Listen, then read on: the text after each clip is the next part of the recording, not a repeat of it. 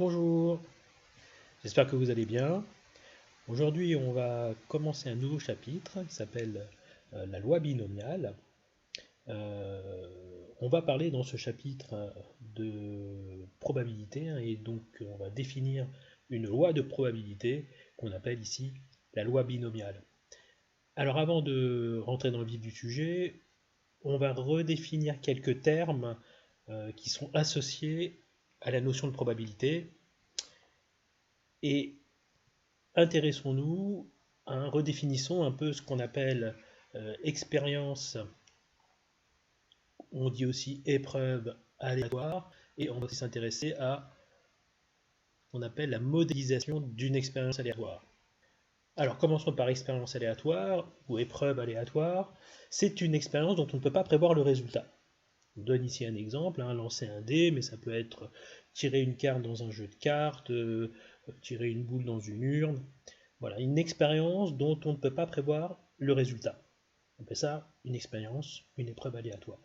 Et à chaque fois qu'on a une épreuve aléatoire, une expérience aléatoire, eh bien on va chercher à la modéliser. Pour la modéliser, eh bien, deux étapes. Dans un premier temps, on décrit l'univers des possibles, c'est-à-dire l'ensemble des issues de cette expérience aléatoire, et la deuxième étape consiste à définir une loi de probabilité sur cet univers, c'est-à-dire en fait on va associer une probabilité, un nombre, à chaque issue de l'univers. D'accord? Donc, on va rencontrer dans ce chapitre des situations, les situations suivantes, une expérience aléatoire, et on va chercher à la modéliser, et donc deux étapes. Dans un premier temps, on décrit l'univers, et ensuite on définit une loi de probabilité.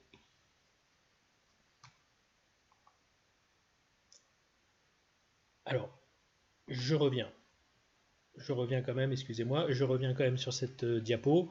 Peut-être donner un exemple justement de modélisation, voire même peut-être deux exemples de modélisation. Considérons justement notre lancer de dés. On lance un dé à 6 faces, bien équilibré. C'est une expérience aléatoire, on ne peut pas prévoir le résultat à l'avance. Je lance le dé, je ne sais pas à l'avance sur quelle face je vais tomber. Et on s'intéresse justement à la face sur laquelle on tombe. Eh bien, il y a donc 6 issues qui sont chacune des faces, 1, 2, 3, 4, 5, 6. Donc notre univers est constitué de 6 issues. D'accord? C'est l'univers des possibles, 1, 2, 3, 4, 5, 6. On va définir maintenant une loi de probabilité sur cet univers. Eh bien, puisqu'on a dit que le dé était bien équilibré, la loi de probabilité, elle s'impose d'elle-même. On va attribuer la même probabilité à chacune des issues. Et donc ici, ça va être 1/6, de manière à ce que la somme est égale à 1. D'accord? Une des règles, on le connaît bien, on le sait bien, d'une loi de probabilité, c'est que la somme des probabilités des événements élémentaires, ici des issues, on peut dire aussi événements élémentaires, est égale à 1. D'accord? Et donc on n'a pas le choix, ici ça serait 1/6 pour chacune des issues. Considérons la même expérience aléatoire, on lance le dé, mais cette fois-ci on va s'intéresser à... on va définir ce qu'on appelle le succès. Par exemple, on décide de faire un jeu, on fait un jeu avec des camarades par exemple, on demande de lancer le dé, et on leur dit que le succès c'est de tomber sur la face 6. D'accord? Sinon, c'est un échec.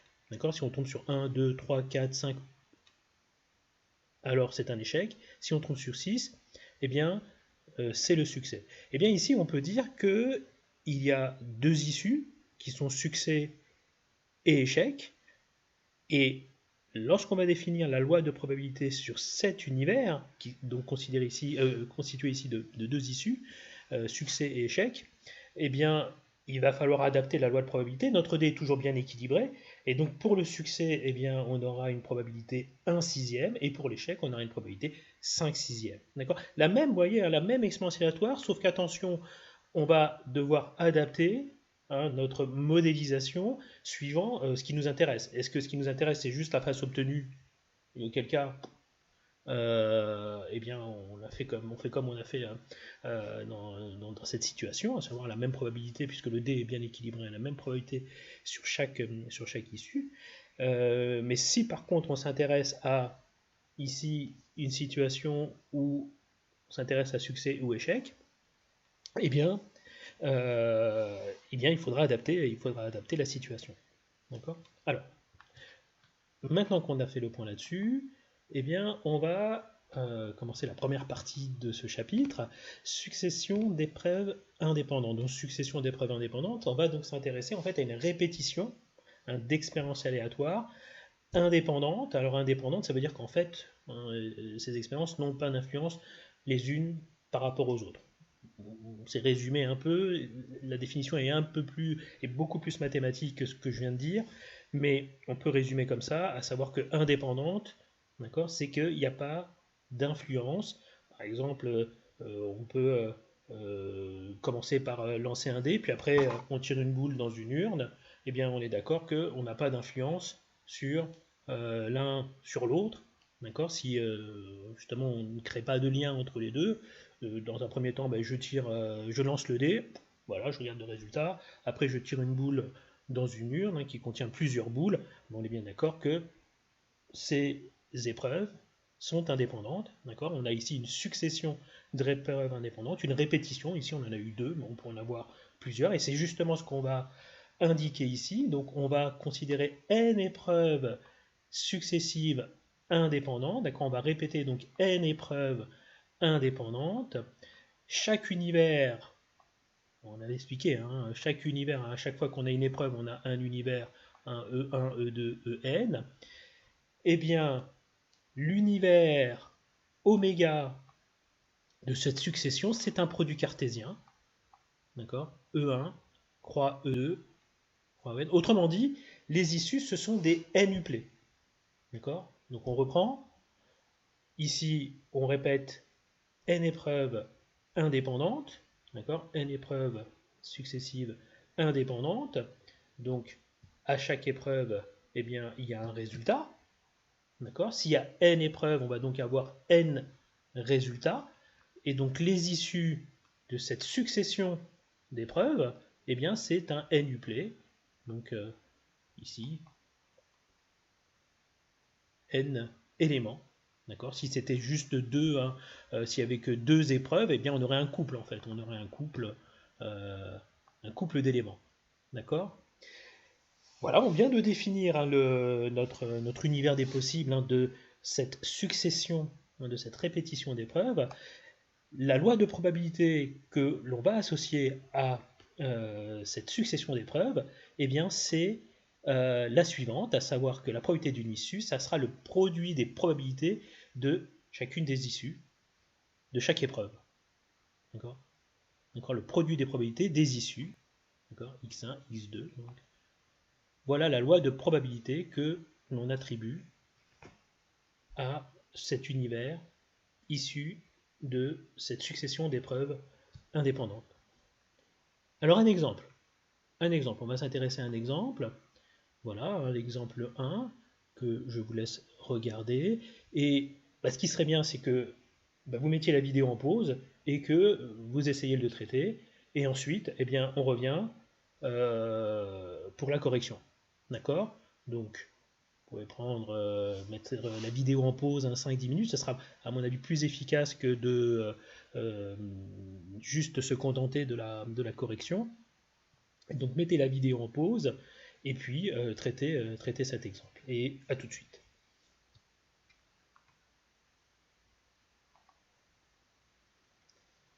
Voilà, le temps s'est écoulé, le temps imparti s'est écoulé, on ne pouvait pas donner de temps imparti, mais peu importe. Voilà, donc notre exemple, maintenant que vous avez bien assimilé, donc une urne qui contient une boule rouge, 3 boules vertes, et ensuite un chapeau qui contient 2 boules rouges, une boule verte, une boule jaune. D'accord ? Et on a ici une succession d'épreuves indépendantes. On tire, on est d'accord, on tire successivement une boule dans l'urne, puis une boule dans le chapeau. D'accord ? Bien d'accord qu'ici, on a bien une succession d'épreuves, il y en a deux. d'accord, et qu'elles sont indépendantes, puisque a priori, si on tire une boule de l'urne et qu'on obtient par exemple une boule rouge, eh bien ça ne va pas influencer le résultat de la boule tirée dans le chapeau par ailleurs. D'accord. Alors, on définit des couleurs pour résumer ici nos différentes issues, hein, R pour rouge, vert pour vert et J pour jaune. Alors l'univers de cette expérience aléatoire. Donc il s'agit d'une succession d'épreuves aléatoires. D'accord. D'abord on tire une boule dans l'urne et ensuite une boule dans le chapeau. Et donc l'univers, c'est donc un ensemble de couples. Hein, les issues, ce sont des couples. Le premier élément est pris dans E et le deuxième élément est pris dans F. D'accord. Donc ce sont des couples. Ça peut être par exemple la boule rouge dans l'urne E, dans l'urne, et ensuite par exemple la boule verte dans le chapeau. D'accord. Donc notre univers, c'est E croix F. D'accord. E croix F, c'est donc il est constitué des deux upleux, des couples d'éléments, le premier pris dans E, le deuxième pris dans F. Alors, on va représenter la situation par un arbre pondéré, d'accord. Et donc ici, il faut qu'on adapte. Hein. Il faut qu'on adapte effectivement lorsqu'on va donner la probabilité. Hein, c'est ce qu'on avait dit en introduction. Il faut qu'on adapte à notre situation. Notre urne est constituée d'une boule rouge et de 3 boules vertes, d'accord. A priori, eh bien, les issues, lorsque l'on tire une boule, elles sont équiprobables. Ça veut dire qu'on va tirer la boule rouge avec une probabilité de 1/4 et la boule verte avec une probabilité de 3/4. D'accord. Puisqu'il n'y a qu'une seule boule rouge dans l'urne et 3 boules vertes. D'accord. Et qu'on considère que les tirages sont équiprobables. Et ensuite, eh bien, on va tirer une boule dans le chapeau. Eh bien, dans le chapeau, il y a 2 boules rouges et une boule verte, une boule jaune. Et on a donc, ici, on est d'accord, ici, hein, on a donc une probabilité 1/2 de tirer une boule rouge dans le chapeau, une probabilité 1/4 de tirer une boule verte dans le chapeau, une probabilité 1/4 de tirer une boule jaune dans le chapeau. Et la même chose si on avait tiré la boule verte dans un premier temps.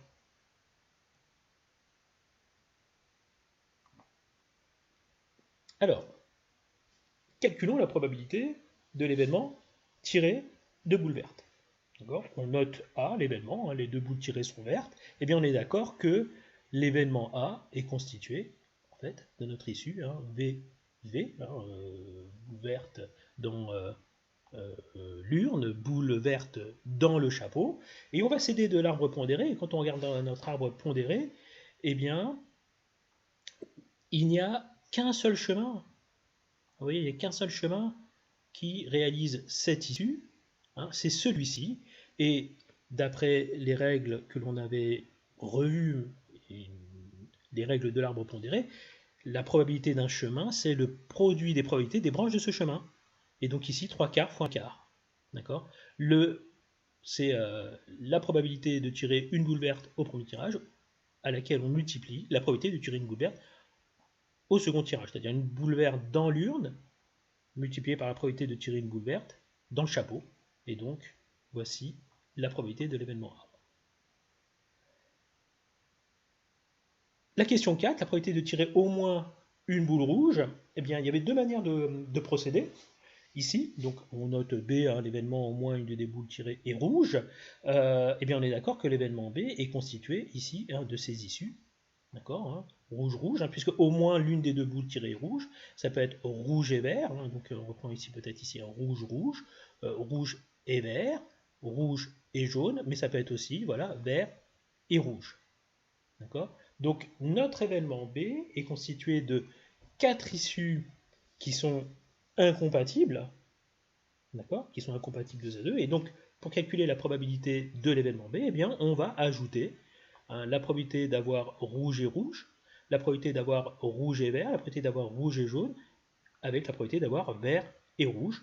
Donc là on détaille le calcul et on trouve 5/8. D'accord. 1/4 fois 1 demi, c'est ce qu'on a écrit ici. 1 quart fois 1 quart, c'est ce qu'on a écrit là. Alors je me suis trompé, effectivement, ici c'est 1 quart fois 1 quart à nouveau, voilà, alors ça devait arriver. Ça devait arriver, alors 1 quart fois 1 quart, on a dit, c'est ça.